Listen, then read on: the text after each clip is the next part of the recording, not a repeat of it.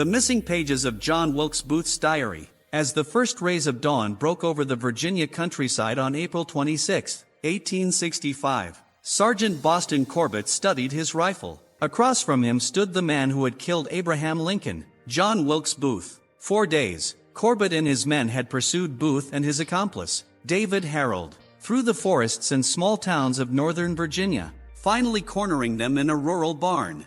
Under strict orders not to fire, the soldiers waited in intense silence. Herold surrendered with his hands raised, but Booth stayed hidden, defiant. Moments later, Booth shifted, and Corbett fired his rifle, a bullet striking Booth in the neck and paralyzing him. Booth died hours later, his story untold, but the questions left in his wake had only just begun. Among his belongings was a diary, recovered from his body but mysteriously altered, which would soon become key to a deeper, darker mystery. The diary was handed over to Secretary of War Edwin Stanton shortly after the assassin was killed. Rather than present it as evidence, Stanton locked it away, citing the need for secrecy. He even withheld it from Booth's trial, a choice that would later haunt him. When Stanton finally revealed the diary during the impeachment trial of President Andrew Johnson, it was missing pages, pages whose removal suggested more than mere oversight. Who tore them out and why? Theories about these missing pages emerged over the years, some more explosive than others. In 1937, historian Otto A. Eisenschimmel suggested that Stanton himself might have orchestrated the assassination to remove a president whose post-war vision threatened radical reconstruction. According to Eisenschimmel, the missing pages could have implicated Stanton in Lincoln's death. Although unproven, his claims sparked widespread suspicion. Witnesses added fuel to the mystery. National Detective Police head Lafayette Baker testified that the diary was intact when he turned it over to Stanton, while Lieutenant Colonel Everton Conger, who retrieved it from Booth's body, claimed otherwise. These conflicting accounts deepened the intrigue, raising doubts about Stanton's motives.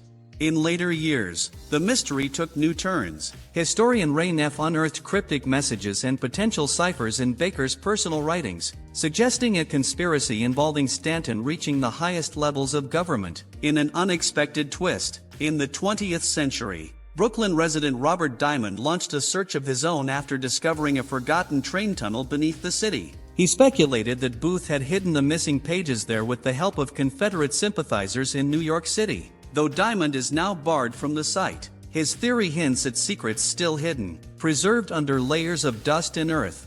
As the years pass, Booth's missing pages remain a mystery, a fragment of American history lost to time but not to memory.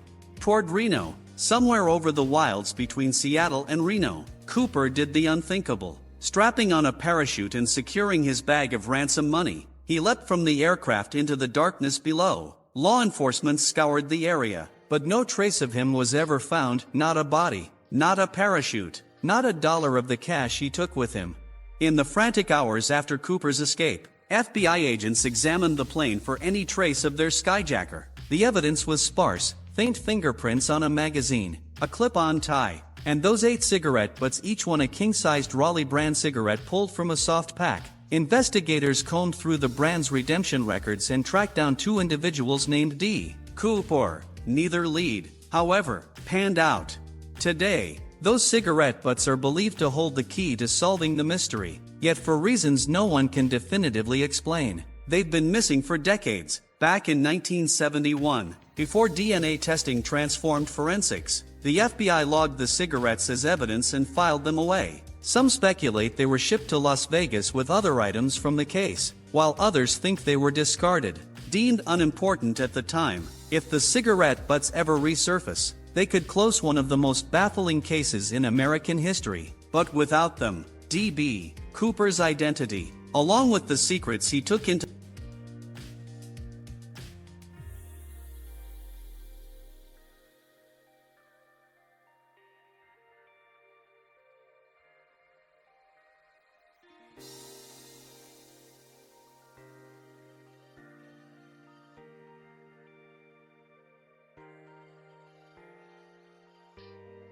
copies and questions. Over a century later, the truth has slipped further away with each passing year.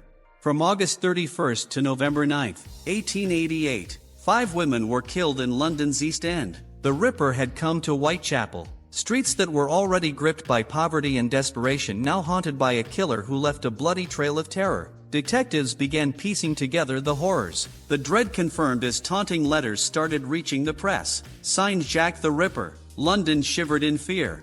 By mid-October, Lusk had become a well-known face around Whitechapel. His dedication to the Ripper case was noticed, it seemed, by more than just the residents. Strangers began following him, watching a little too closely. Then, on a cold evening, Lusk received the letter claiming that the kidney was half of one taken from a recent victim. The Ripper boasted he'd consumed the other half. Initially, Lusk suspected it was a morbid prank. The police had already been flooded with false letters. Yet after examining the organ, experts confirmed it was indeed human, forcing them to reconsider. The letter's erratic spelling and crude grammar hinted at the author's background. Was this someone poorly educated? Or perhaps a person of Irish descent, as some theorized in the peculiar phrasing? But even as suspicions mounted, the From Hell letter vanished from police files, preventing further analysis beyond the copies made. The physical evidence slipped into obscurity, as did any immediate hope of identifying the Ripper. In recent years, DNA analysis has raised new theories, linking suspects like Aaron Kosminski through controversial evidence, but without the original letter for modern forensic analysis, these findings remain inconclusive. Until then, the From Hell letter lingers as one more mystery in the shadowy legacy of Jack the Ripper. The missing JFK photos and files. On November 22, 1963, shots rang out across Dealey Plaza in Dallas, Texas. In a moment that changed the course of history, President John F. Kennedy was killed. 10 months later, the Warren Commission released its final report, declaring that Lee Harvey Oswald had acted alone. But as the years passed, doubts began to stir, and public confidence in the Commission's findings waned. By 1998, the Assassination Records Review Board, tasked with unearthing documents related to the case, revealed a series of troubling discrepancies, missing examination notes, vanished photos, and disturbing inconsistencies raised a haunting question: who really killed Kennedy?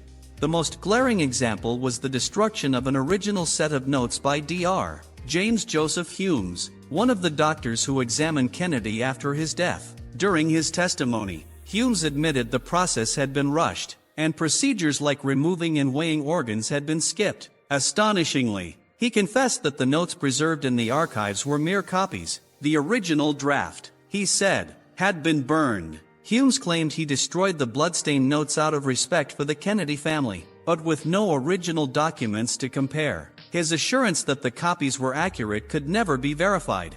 These moments are forever etched in history, but without the missing pieces, they remain shrouded in mystery. The truth, perhaps, lies somewhere in those lost pages, letters, and notes, fragments of the past that continue to haunt our present.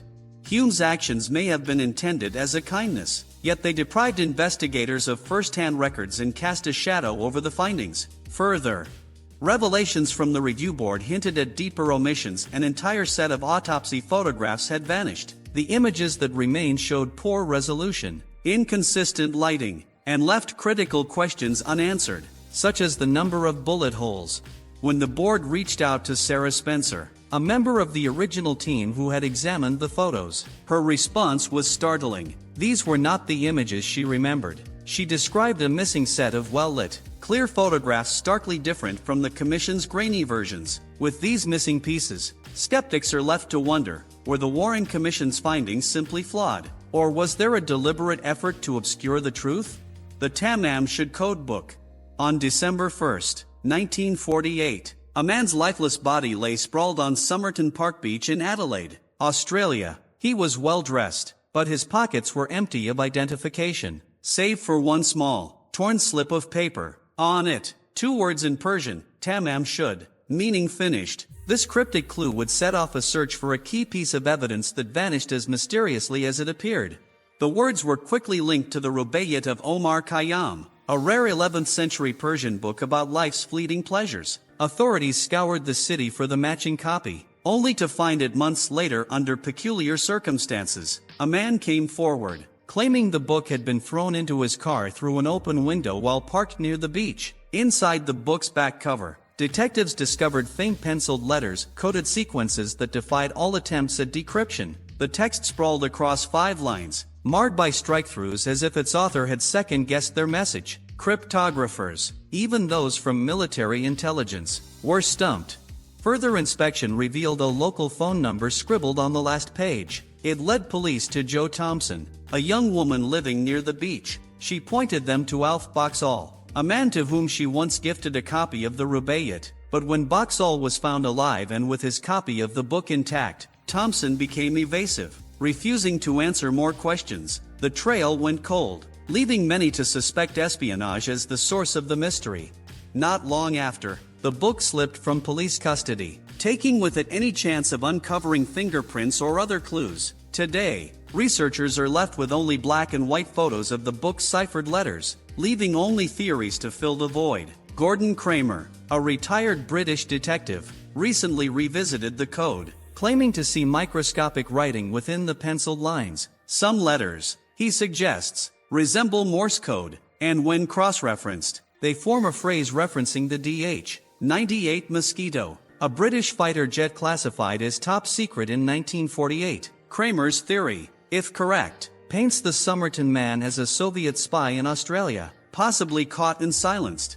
Then, in 2022, a breakthrough came with DNA analysis, finally identifying the man as Carl Webb, an electrical engineer from Melbourne who vanished from the record years before his body appeared on Somerton Beach. But Webb's unknown story, his possession of the Rubaiyat, and the possibility of Cold War espionage keep the case unresolved. Decades on, the full secrets of the Somerton Man remain preserved within a vanished book and a message that might never be decoded.